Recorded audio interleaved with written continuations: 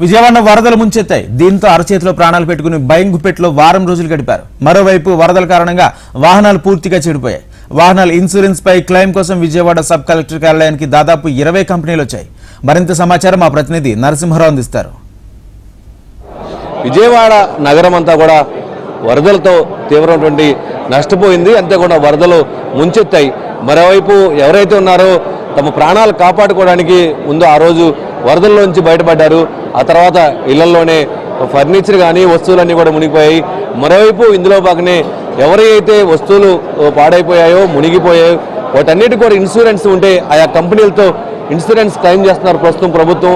ఇందులో భాగంగానే విజయవాడలోనే sub collector కార్యాలయం దగ్గర ఎవరైతే ఉన్నారో ఈ ఇన్సూరెన్స్ కంపెనీలందరినీ కూడా ఇక్కడ ఉంచడం జరిగింది.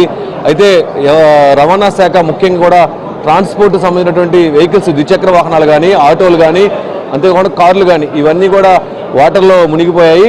సో ఆ వాహనాలన్నిటికి కూడా ఈరోజు ఇన్సూరెన్స్ ఉంటాయి కాబట్టి ఆ ఇన్సూరెన్స్ ఉన్నటువంటి వాళ్ళంతా కూడా వెహికల్ డ్యామేజ్ అయినటువంటి ఫోటోలు కానీ, వెహికల్ నంబర్లు కానీ, ఆ ఇన్సూరెన్స్ కానీ ఇవన్నీ కూడా తీసుకొని వస్తే ఆ ఇన్సూరెన్స్ని క్లెయిమ్ చేసేందుకు ఈరోజు ట్రాన్స్పోర్ట్ అధికారుల ఆధ్వర్యంలో కూడా ఇక్కడ ఏర్పాటు చేయడం జరిగింది. సో ఈ నేపథ్యంలోనే ఆ వాహనాలు ఎంతవరకు మునిగాయి, ఎంతవరకు పాడైపోయాయి, ఆ ఇన్సూరెన్స్ ఎలా క్లెయిమ్, వీటన్నిటిపైన ఏపీ వాహన ట్రాన్స్పోర్ట్ అధికారులు ఇక్కడ ఉన్నారు. వాళ్ళు అన్నిటిని కూడా పర్యవేక్షిస్తున్నారు. అంతేకాకుండా ఇక్కడ ఒక సమాచారం కూడా ఇవ్వడం జరిగింది. దీనిపై మనతో మాట్లాడడానికి ట్రాన్స్పోర్ట్ అధికారులు మనతో ఉన్నారు. వారి మాటలు సార్ చెప్పండి, ఏంటి ఎన్ని కౌంటర్లు ఏర్పాటు చేశారు, ఈ వాహనాలకు ఎలా వాటిని క్లెయిమ్ చేస్తున్నారు? దాదాపు 18 ఇన్సూరెన్స్ కంపెనీలు ఇక్కడ రావడం జరిగిందండి. అయితే గౌరవ ముఖ్యమంత్రి వర్యుల ఆదేశాల మేరకు ఇక్కడ ఈ వేదిక ఏర్పాటు చేయడం జరిగింది. ఈ ఇన్సూరెన్స్ కంపెనీ వాళ్ళందరూ కూడా వారి ప్రతినిధులు ఇక్కడ పబ్లిక్ని రిసీవ్ చేసుకుంటూ వాళ్ళకి ఏదైనా ఇబ్బంది లేకుండా, అంటే ఈవెన్ ఫర్ ఎగ్జాంపుల్ మన మోటార్ వెహికల్స్ సంబంధించినటువంటి క్లెయిమ్స్ ఏవైతే ఉన్నాయో వాటి విషయంలో ఈవెన్ వెహికల్ నెంబర్ ఉంటే చాలు, దానికి ఇన్సూరెన్స్ ఉందా లేదనేది కూడా వాళ్ళు ఆన్లైన్లో చెక్ చేసి పబ్లిక్ సర్వీస్ అందిస్తూ ఉన్నారు.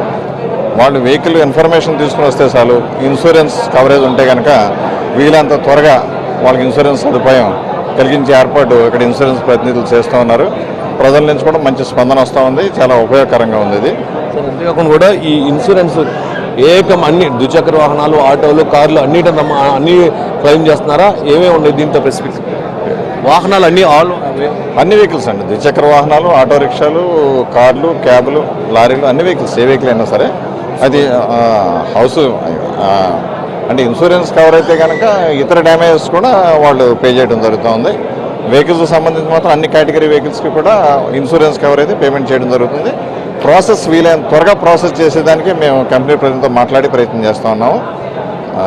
పాడైపోయినటువంటి వస్తువులు కానీ, వాహనదారులు కానీ వాళ్ళు వచ్చేటప్పుడు ప్రధానంగా ఏమేమి తీసుకురమ్మంటున్నారు? ఆ ఫొటోస్ ఏమైనా ఉన్నాయా, లేకపోతే ఇన్సూరెన్స్ కాపీలు తేవాలా, ఆర్సీలు తేవాలా, ఏమేమి తీసుకురమ్మని చెప్తున్నారు?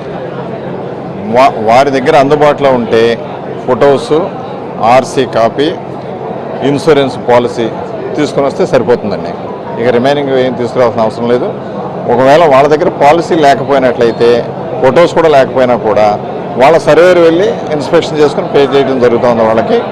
వెహికల్ యొక్క ఆర్సీ లేకపోయినా కూడా వారి ఆర్సీ డీటెయిల్స్ వెబ్సైట్ నుంచి తీసుకుని వాళ్ళే ఫాలోఅప్ చేయడం జరుగుతుంది ఇన్సూరెన్స్ కంపెనీ వాళ్ళు.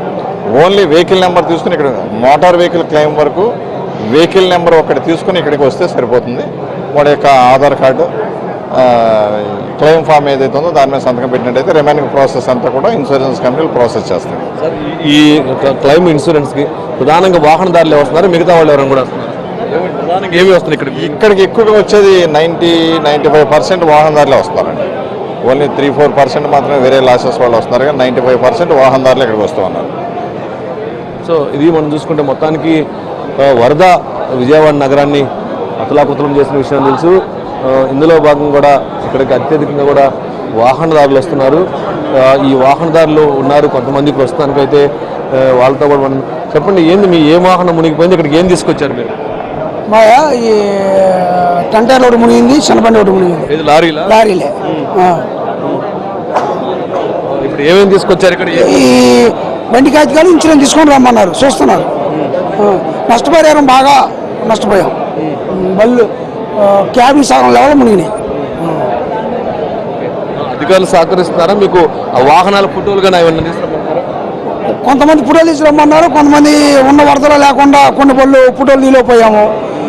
మామూలుగా ఫోటోలు తీసుకొని రమ్మన్నారు శ్రీరాములు. అక్కడ ఒక బండి ఉందండి, ఇక్కడ ఒక బండి ఉంది నాది. ఇప్పుడు వాళ్ళు ఏమంటారు? ఏ కంపెనీ మీది? శ్రీరామ్. అక్కడ శ్రీరామ్. శ్రీరామ్. సో ఇది మనం చూసుకుంటే మరి చెప్పండి, ఇక్కడికి వచ్చారా? ఏం బండి తీసుకొచ్చారు, ఏమేమి తీసుకొస్తున్నారు మీరు? చెప్తాడు. బొలేరో మహేంద్ర బొలేరో అన్న తీసుకొచ్చాం. దానికి ఇన్సూరెన్స్ క్లెయిమ్ కోసం వచ్చాం. చేస్తున్నారు, అయిపోద్ది అన్నారు. ఏమేమి తీసుకొచ్చారు, ఏం సబ్మిట్ చేశారు? ఇన్సూరెన్స్ కాపీ ఒకటి, పొల్యూషన్ ఒకటి, సీ బుక్ ఒకటి, 3 తెస్తే సరిపోద్ది అన్నారు. రేపు ఎల్లుండో వస్తారన్నారు. అడిగి అయిపోద్ది అన్నారు. వరదల్లో వాహనం మిగిలిన ఫోటోలు కూడా ఏమైనా తీసుకురమ్మంటారా? ఫోటోలు ఏం తీసుకురామలేదు. ఎక్కడ ఉందో ఆ ప్లేస్లో వాళ్ళు వస్తానన్నారు. అంటే వాటర్ తగ్గిపోయినాయి కదా ప్రస్తుతానికి, పర్లేదు. అక్కడ ఉన్న దాన్ని బట్టి సిచ్యువేషన్, పాత ఫోటోలు ఉంటాయి కదా, అవి ఉంచుకోమన్నారు. చూపిస్తే వస్తానన్నారు.